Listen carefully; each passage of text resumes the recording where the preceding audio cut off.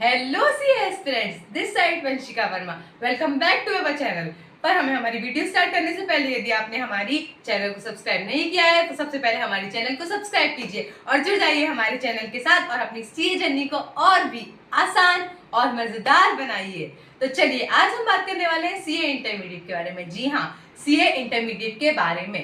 यदि देखिए CA intermediate में हमने पुरानी वीडियो में बात करा था कि हमें हमारी पुरानी वीडियो में क्या देखा था कि हमें हमारी क्लासेस को ऑनलाइन लेना है या ऑफलाइन लेना है। तो हमें ज्यादा प्रेफर करना है कि हमें इंटरमीडिएट की क्लासेस को क्या करना है, ऑनलाइन ही लेना है।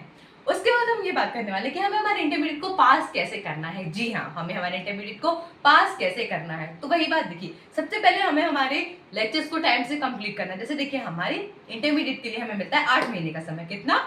8 महीने का समय मिलता है हमें हमारे इंटरमीडिएट की स्टडी करने के लिए। देखो अब जैसे आपने इस महीने में दिया है तो आपको अगले महीने में टाइम मिलेगा। आपने बोला मैम ये तो 12 महीने हो गए, पर भाई 2 महीने तो आपको किस लिए लग जाते हैं? 2 महीने तो आपको 2-3 महीने तो आपको रिजल्ट आने में लग जाते हैं। इसलिए आप मानिए 8 महीने का जो पीरियड होता है वो कंपलसरी होता है इंटरमीडिएट के एग्जाम देने के लिए। तो आपको 8 महीने बाद मान के चलिए कि आपको एग्जाम देने मिलना है इंटर का।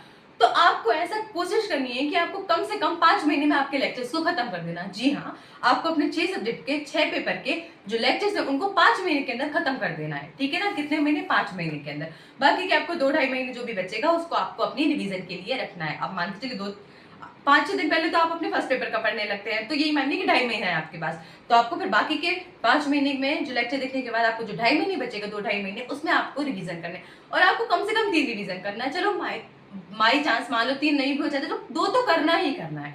मतलब आपको 5 महीने में आपको इंटर के सारे लेक्चर्स को कंप्लीट भी करना है और फिर बाकी के 2-2.5 महीने में आपको इंटर का तगड़ा अच्छा खासा रिवीजन कर लेना है, ताकि आपकी रिवीजन अच्छे से मतलब अच्छी प्रैक्टिस हो जाती है। उसके साथ साथ आपको आरटीपी, एमटीपी, आईसीआई के लिखना नहीं भूलना है। आपको आईसीआई के आरटीपी, एमटीपी भी देना है। मतलब प्रॉपर आपको 3 घंटे बैठकर आईसीआई जो आरटीपी और एमटीपी रिलीज करती है वो एमटीपी को देखो। आप बिल्कुल लास्ट टाइम के लिए मत बैठना कि मैं 2 दिन पहले दूंगा, नहीं। उस टाइम के लिए आपको नहीं बैठना है एमटीपी आरटीपी देना। क्यों? मैम उस टाइम पे क्या होता है ना, यदि आपको बाई चांस ऐसा हुआ कि आपको नहीं पढ़ना तो फिर आपका मोटिवेशन डाउन हो जाता है। इसलिए आप इतना टाइम पीरियड रखिए कि बाई चांस आपके एमटीपी अच्छे नहीं भी जा रहे हैं, आपको लग रहा है कि नहीं बना है, तो इतना टाइम रहना चाहिए कि आपको कहाँ मिस्टेक हुई, आप उन चीजों को दोबारा पढ़ सके। अब आप एक दिन पहले लेके बैठेंगे पेपर के तो फिर आपका मोरल डाउन हो जाएगा। क्यों? मोटिवेशन चला जाएगा कि अब तो कल तो पेपर ही, अब मेरा भी नहीं बना, अब क्या पढ़ूंगा। तो आप उसमें और पैनिक हो जाएंगे तो और गड़बड़ कर देंगे। इसलिए आपको कम से कम जैसे आपकी एमटीपी आएगी 10 दिन पहले आ जाएगी, आपको तभी एमटीपी दे देना है, ताकि कोई गड़बड़ हो भी रही है, कुछ चीजें नहीं भी बनी तो आपके पास टाइम रहे कि हाँ आप इतने टाइम पीरियड के अंदर इसको पढ़ सके दोबारा से। इसलिए आपको ये ध्यान देना कि आपको RTP, MTP at the last time paper के पहले करने नहीं बैठना। आपको पहले ही जैसे ही आरटीपी, एमटीपी आती है आपको तब कर लेना। और आपको ये ऐसी मतलब प्लानिंग बनाकर ही चलनी है कि आपके आरटीपी, एमटीपी के टाइम तक आपका रिवीजन हो ही जाए। ठीक है ना? उसके प्लानिंग क्या प्लानिंग कि देखो आपको प्रॉपर शेड्यूल रखना है कि जैसे आपकी लेक्चर्स इतना इतना है तो आपको इतने टाइम में ये वाले क्लास खत्म कर। अब देखो वो बच्चों के ऊपर डिपेंड करता है। कोई बच्चा एक साथ 5 सब्जेक्ट के 6 सब्जेक्ट के लेक्चर लेके चलता है। कुछ क्या करते हैं कि एक प्रैक्टिकल, 2 प्रैक्टिकल, एक थ्योरी, 2 प्रैक्टिकल, एक थ्योरी, ऐसा लेके चलता है। वो आपके ऊपर डिपेंड करता है। आप चाहे तो सारे के सारे लेक्चर लेके चले दिन में कि एक लेक्चर सबके देख लिए। आप चाहे तो पहले 3 पेपर उठा के और फिर बाद में 3 पेपर उठा के खत्म कर दे। It's totally depend on you. आपकी कैसी स्ट्रेटेजी, आप कैसा करना चाह रहे हैं वैसा कर सकते हैं। पर आप जैसा भी करें आप उसको फॉलो करें। ऐसा नहीं कि आज मैं अब ये 3 पढ़ रहा हूँ, 3 आधे हो गए उसके बाद मैंने बीच का एक कोई उठा ली, नहीं। आप ऐसा करें कि आप 3 पढ़ने वाले पहले फिर बाद में 3, तो आपको उन्हीं तीनों को पहले खत्म करना है लाकर, उसके बाद बाकी के 3 को स्टार्ट करना है। वो आपके ऊपर डिपेंड करता है। कोई कहता है कि मैं 3 पढ़ के रख दूंगा तो मुझे याद नहीं रहेगा, मैं भूल जाऊंगा। वो आप देखो आपके ऊपर डिपेंड है। आप चाहो कि 6 साथ में लेके चलो, आप 6 साथ में लेके चलो।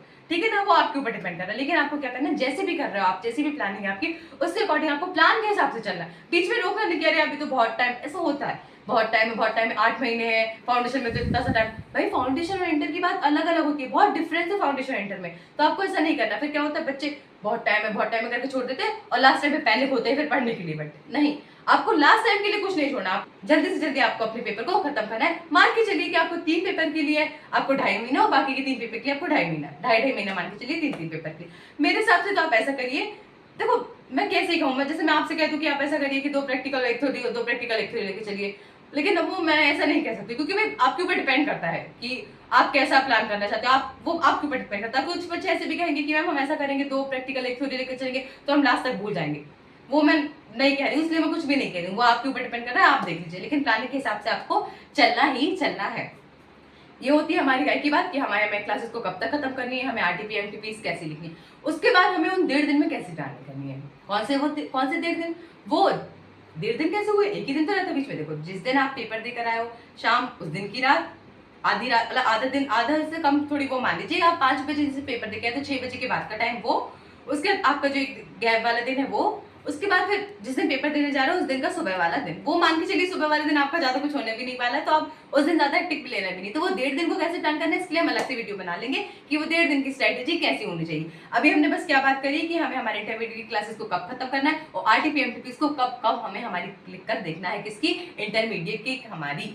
ठीक है ना। तो इस तरीके से हम हमारे इंटरमीडिएट को क्या कर लेंगे, पास कर लेंगे। और मेन एक चीज और, क्या है एक चीज और, देखो आपने फाउंडेशन में तो सारे सब्जेक्ट पढ़ लिए, ठीक है, और आपने चारों को पास करना पड़ेगा तो आपका एग्रीगेट होगा। पर हमें इंटर में क्या बात करी थी हमने, एक फायदा होता है। कैसा एक फायदा, कि यदि हमने बहुत ग्रुप दिए हैं और यदि आपके एक ग्रुप में 190 आते और दूसरे ग्रुप में, सॉरी 150 का तो पेपर ही होना, मतलब एक ग्रुप में आपके 140 आते हैं और दूसरे में आपके 160 आ जाते हैं, तो वो कंपनसेट करके आपके टोटल 300 हो जाते हैं। तो आपको ऐसे में भी आईसीआई जो इंस्टीट्यूट है वो आपको पास कर देगा। तो ऐसा कैसे हो सकता है, जैसे देखिए आपने फर्स्ट ग्रुप दिया, आप मान के चलिए बच्चे जैसे किसी के टैक्स कमजोर है, आपका फर्स्ट ग्रुप में क्या होता है, अकाउंट्स, लॉ और टैक्स, तो आपका टैक्स वीक है थोड़ा, ठीक है ना, आपका टैक्स वीक है या फिर आपका लॉ वीक है थोड़ा, ठीक है ना।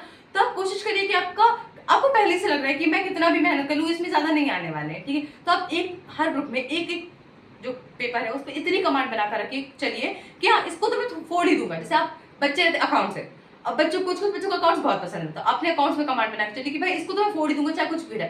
तो हर ग्रुप में आप पूरा निर्भर नहीं रहना उसके ऊपर कि बाकी के छोड़ दो, नहीं।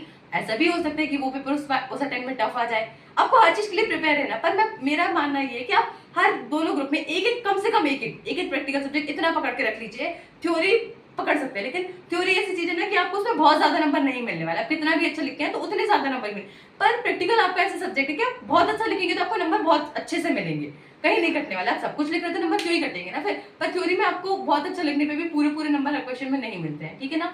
तो आपको हर एक ग्रुप में, दोनों ग्रुप में हर एक सब्जेक्ट, बस एक प्रैक्टिकल सब्जेक्ट आपको इतना पकड़ के चलना है कि बस उसको फोड़ कर ही आना है, मतलब कहीं से बिना ये डूबने वाली हो तो वो बचा ले बस ऊपर आकर, ठीक है ना। तो इस तरीके से आपको अपने इंटरमीडिएट को प्लान करना है, इंटरमीडिएट को अच्छे से तैयार करना है और इंटरमीडिएट को पास भी करना है।